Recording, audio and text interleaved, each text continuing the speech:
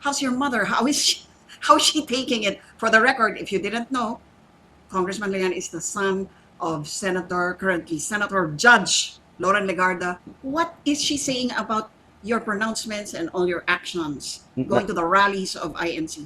Unang-una po, nasa stress siya dahil sa akin. Pero napaliwanag ko naman sa mga iba na ang nanay ko at ako ay magkaiba naman. Kaya marami kasing lumalapit sa kanya pag nanggugulo ako sa kongreso. Pero nakikita naman nila na hindi ako mapigilan ng nanay ko. Paano nasi-stress si Senator Legarda? Paano? Unang-una, mga kaibigan niya, inaaway ko. Kasi for how long my mom has been in politics, most of these members of Congress and the Senate are her friends.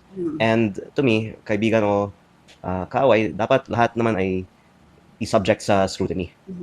And I see the point that others have that the Senate and Congress is a collegial body.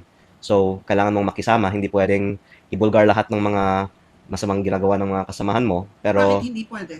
sa aking pananaw, dapat.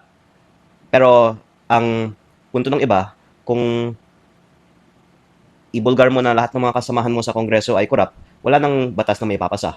Pero sa pananaw ko naman, edi let the voters be informed about what's happening in Congress para sa susunod na election, sana magiging mas mabuti ang mga pipiliin ng mga botante.